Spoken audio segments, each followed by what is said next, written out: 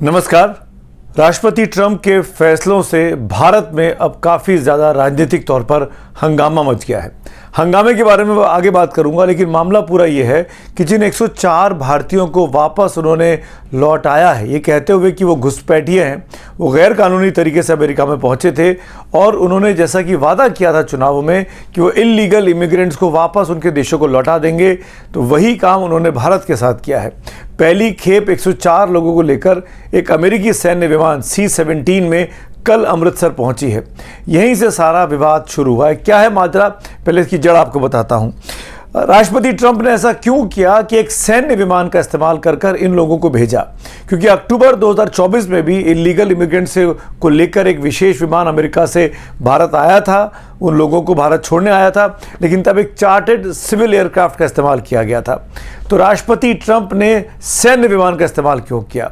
दरअसल ये ज़्यादातर जानकार कह रहे हैं कि राष्ट्रपति ट्रंप ये संदेश देना चाहते हैं, खासकर उन लोगों को जो अमेरिका में अवैध तरीके से रह रहे हैं, कि आपको इसी तरीके से बेइज्जत कर बाहर निकाला जाएगा। बेइज्जत जब मैं कह रहा हूं तो वो सोच समझ के शब्द का इस्तेमाल कर रहा हूं, ह्यूमिलिएट कर जिसे अंग्रेजी में कहते हैं। क्योंकि जिन लोगों को लाया जा रहा है उनके हाथ बांध दिए जा रहे हैं, हैंडकफ हैं।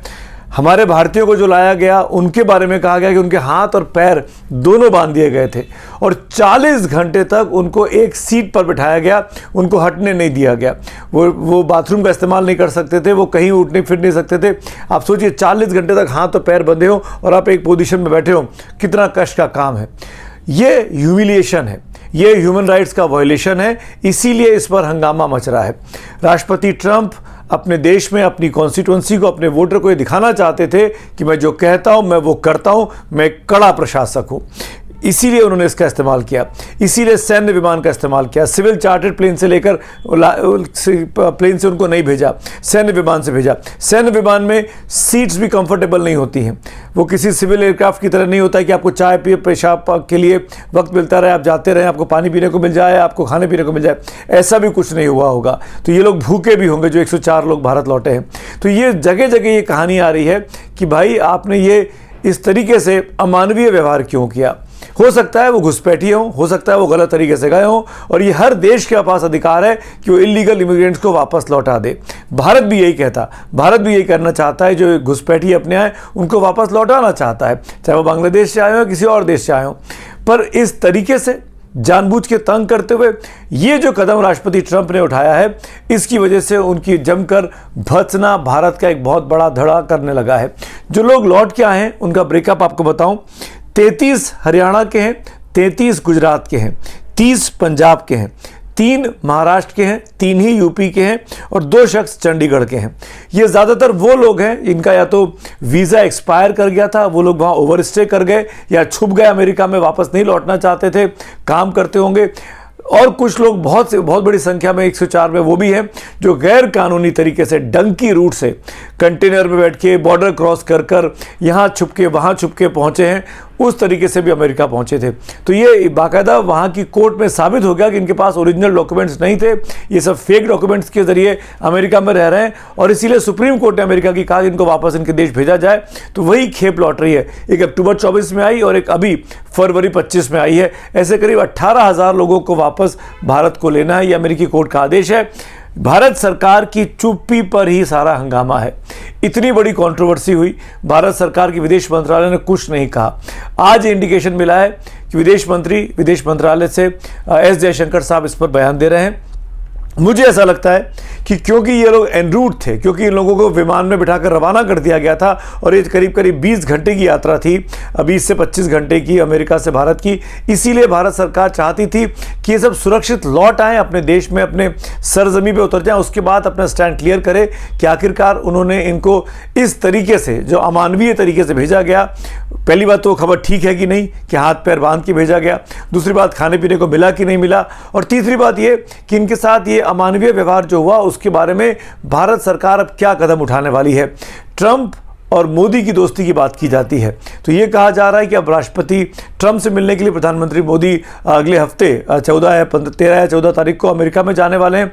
तो उनको वहाँ पर इस मुद्दे को उठाना चाहिए और जो मोदी जी बोलते रहे कि ट्रंप उनके दोस्त हैं, तो अपने दोस्त से ये इंश्योर करना चाहिए कि जो भारतीय हैं उनको मानवीय तरीके से लौटाया जाए, अमानवीय तरीके से ना लौटाया जाए। इसी को मुद्दा बनाकर संसद में हंगामा हुआ।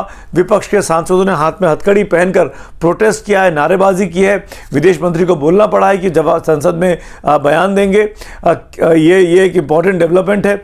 और एक और इम्पॉर्टेंट चीज़, जो लोग लौटे हैं ना 104, उनके बारे में आप जान लीजिए, उनमें 25 महिलाएं भी हैं, यानी 25 महिलाएं और 79 उसमें पुरुष हैं।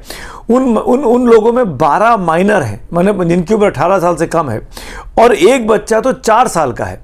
क्या मैं ये मान के चलूँ इन सब के साथ भी ज्यादती हुई, इनको भी खाने पीने को नहीं मिला, इनके हो सकता है हाथ पैर ना बांधे हों, कम से कम 4 साल के बच्चे के तो नहीं बांधे होंगे, ये मैं मान के चलता हूँ। मुझे नहीं पता, ये क्लियर विदेश मंत्रालय को करना है।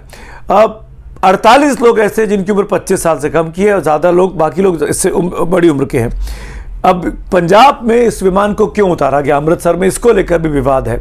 इसमें जब 33 लोग गुजरात के थे तो ये विमान तो अहमदाबाद में उतर सकता था, पंजाब के अमृतसर में क्यों उतारा गया? दिल्ली में उतार सकते थे, दिल्ली से लोगों को इनके प्रदेशों में भेजा जा सकता था। इसको लेकर भी ये कहा जा रहा है कि पंजाब के लोगों को बदनाम करने के लिए, क्योंकि वहाँ पर बीजेपी की सरकार नहीं है, आम आदमी पार्टी की सरकार है, इसीलिए सोच समझ कर इस विमान को वहाँ पर उतारा गया। ये एलिगेशन भी आपके लोग और कांग्रेस के लोग लगा रहे हैं। लेकिन वहाँ उतरने के बाद आम आदमी पार्टी की सरकार ने इन तमाम लोगों को इनके राज्यों में भेजने की व्यवस्था की है। जो आसपास के इलाके के, हरियाणा के, पंजाब के, वो बाय रोड बस के जरिए भेजा जा रहा है, और जो दूर के, महाराष्ट्र के हो गए, उत्तर प्रदेश के हो गए, उनको गुजरात के हो गए, उनको विमानों के जरिए, प्राइवेट एयरलाइंस के जरिए उनके घरों तक भेजा जाएगा। ये इंतजाम पंजाब सरकार ने किया है, ये उसने अनाउंसमेंट कर दिया है।